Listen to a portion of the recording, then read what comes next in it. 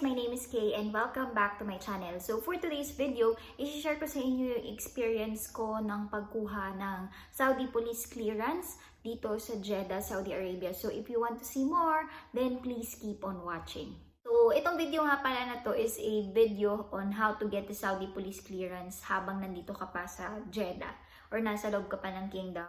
I-share ko lang sa inyo kung ano yung mga pinagdaanan ko sa pagkuha ng Saudi Police Clearance dito sa Jeddah kasi kumuha na ako kasi it's part of my requirement para sa aking application sa UK to become a UKRN. So bakit nga ba kailangan kumuha ng Saudi Police Clearance? So ang Saudi Police Clearance is para siyang, ang equivalent niya sa atin is parang NBI or yung mga police clearance natin. It is a document that you need to obtain before leaving the Kingdom of Saudi Arabia para ma-prove mo na you don't have any criminal record on file. So, kailangan to ng mga expats na aalis ng Saudi Arabia and it is highly suggested na kumuha ka once mag-e-exit ka na. So, kumuha ako ng Saudi Police Clearance for the reason that I need it in my UK application, dun sa NMC application ko. And I am actually not leaving anytime soon. Siguro maybe next year pa. Pero kumuha na rin ako. Kailangan to ng mga expats na mag-a-apply sa mga European countries if you're planning to migrate to UK, to Canada, Australia, New Zealand, also US. Kasi may mga countries like UK na if you lived in a country for 3 months, i-require nila yung police clearance or background check, parang criminal background check, parang ganun. So, kailangan nila makita if wala kang mga record on file. So, ano nga ba yung process ng pagkuha ng Saudi Police Clearance? Hindi kasi ito kagaya ng sa Philippines lang na pupunta ka lang sa NBI and that's it na. Hindi. Dito iba kasi since we are abroad, kailangan muna nating dumaan sa ating Philippine Consulate. So, ang first process natin is to go to the Philippine Consulate to get an endorsement letter. So, in my case, since dito ako sa Jeddah, pumunta ako sa consulate natin dito sa Jeddah. So, I'll just put it in the description box kung saan yung address nung consulate natin para mapuntahan nyo if you are planning to get a Saudi Police Clearance. So, dapat may dala kayong photocopy ng ikama nyo and photocopy ng passport nyo. Yun lang yung mga hiningi sa akin during the time nang pumunta ako sa consulate natin para kumuha ng endorsement letter. Kasi yung endorsement letter na yun, kailangan yun para ma-process yung Saudi Police Clearance mo.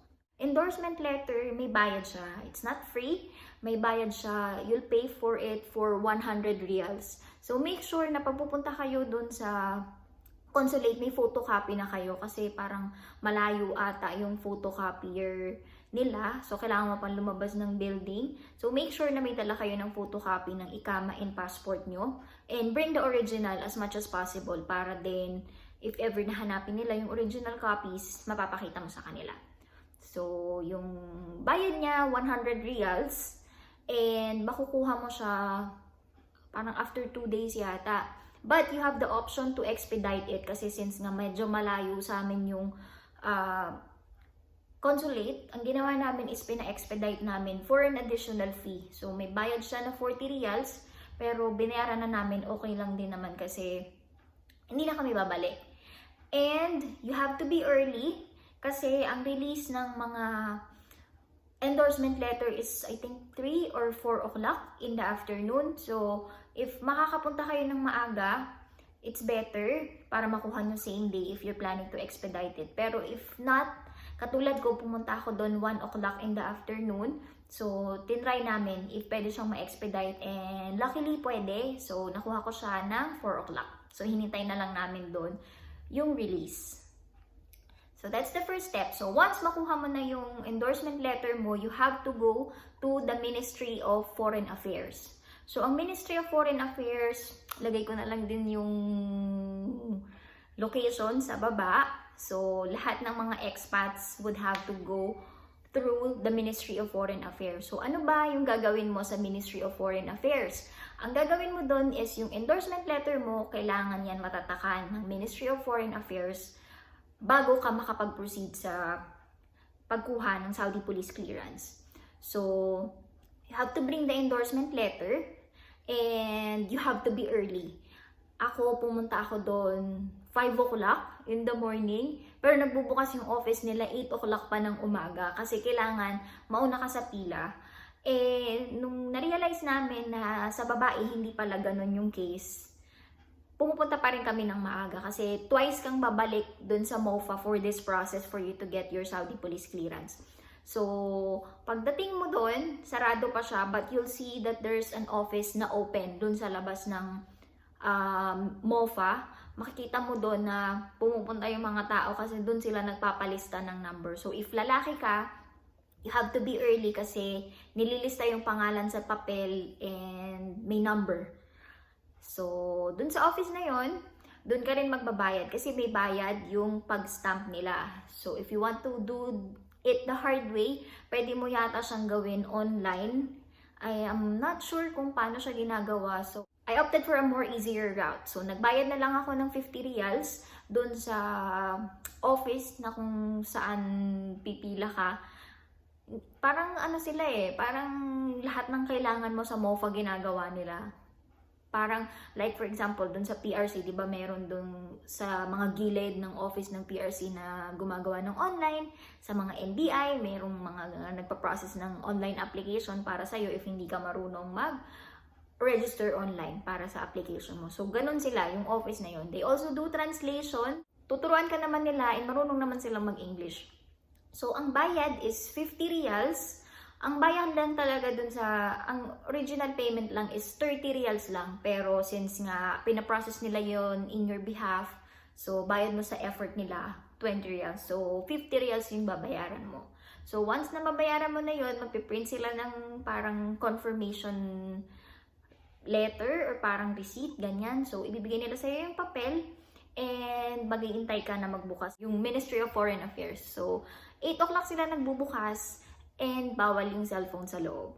So, kapag pumasok ka na, you have to deposit your cellphone dun sa parang entrance niya. So, i-inspect ka nila, kakapkapan ka nila, and kukunin nila yung cellphone mo, i-deposit mo yun doon. So, mabilis lang yung process. It just takes 5 minutes or less kasi isi-stamp lang naman nila yon. Ang matagal lang is yung process ng paghihintay kasi nag-open sila ng 8 o'clock pero nag-start sila mag-stamp mga 8:30, ganyan. So, before entering the waiting area, kailangan mo kumuha ng number.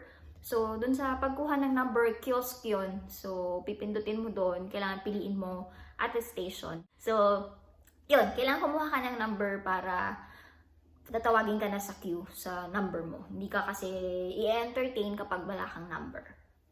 So, once na ma-stamp na yon, you will go to the next step. So, magpapa-fingerprint ka na. So, you'll go to the police station for fingerprinting. So, luckily, ang police station ay malapit lang dito sa amin. It is located near the Islamic Bank ba yun? Dito? Basta malapit lang yun sa amin. So, walking distance siya. Pero since maaga ka dapat doon, mainit. So, nagtataxi na lang kami. And you have to bring the endorsement letter na tinatakan ng MOFA. You also have to bring your photocopy of your ikama again. Kailangan uli nila yung photocopy ng ikama mo. And minsan, i-advise ka pa nila na magdala ng picture. So, once makapunta ka na dun sa police station, ibibigay mo yung papers na yon and ibibigay nila yung date kung kailan nila i-release yung police clearance mo. So, in my case, 2 weeks. So, in-advise nila ako na bumalik ako after 2 weeks para sa release ng aking police clearance. And wala na tong bayad. So, ang kailangan mo lang dalhin yung papers mo, yung sarili mo, then, punta ka doon sa police station. I'm not sure if may mga iba pang police station na nagpa-process ng para sa fingerprinting or dito sa police clearance. Pero ito yung closest. So, I'll try to see if there are other locations na pwedeng mag-process nito. But for my case, dyan ako pumunta sa malapit sa Islamic Bank. So, in-advise na nila kung kailan i-release. So, you have to come back and take your police clearance on the said date. So, 2 weeks. So, once na makuha mo yung police clearance mo, it will look like this. So, ganito yung itsura niya. So, blur ko na lang siguro yung mga personal details. But, you see na ito yung picture mo na nasa ikama mo. And ito yung fingerprint mo. So, hindi na sila mag-fingerprint doon kasi naka-link naman sa ikama mo yung iyong fingerprint. So, upon arrival, di ba, pag dumating tayo sa airport ng Jeddah, gagawa nila tayo ng fingerprint for ikama. So, ito yun. Yan yung mukha ko. Dumating ako ng Jeddah. Then, ito yung fingerprint. So, ito yung papel na ibibigay nila sa'yo. So, once na makuha mo na tong papel na to, the next step would be MOFA ulit. So, babalik ka ulit ng MOFA para magpa-stamp. So, magbabayad ka ulit. Bayad ka ulit ng 50 reals para sa another stamp. So, I think, ito yata yung stamp na yun. Ito yata. Ang ganun. So, isa-stamp nila ulit. So, same procedure nung pumunta ka doon. You have to get a number. Magbabayad ka ulit. And after na mapa-stamp mo na to, kailangan mo siyang ipa-translate. So, luckily yung sinabi kong ang office na nagpa-process ng payments, nagpa-process din sila ng translation. So, accredited naman daw sila ng Chamber of Commerce. So, doon na ako nagpa-translate and translation is, I think, 75 yata. 75 reals. So, ganito yung magiging itsura ng police clearance mo. So, ito yung certification ng office na nag-translate ng papers mo. Kasi kailangan yung license number nila. Merong mga requirements, yung NMC, kung ano yung mga requirements nila for translated documents. Kasi yung Saudi police clearance is in Arabic. So, may mga konti lang na mga English, pero mostly Arabic siya. So, kailangan mo siyang ipa-translate. So, much convenience siya. So, once na ma-translate na yung police clearance, it would look like this.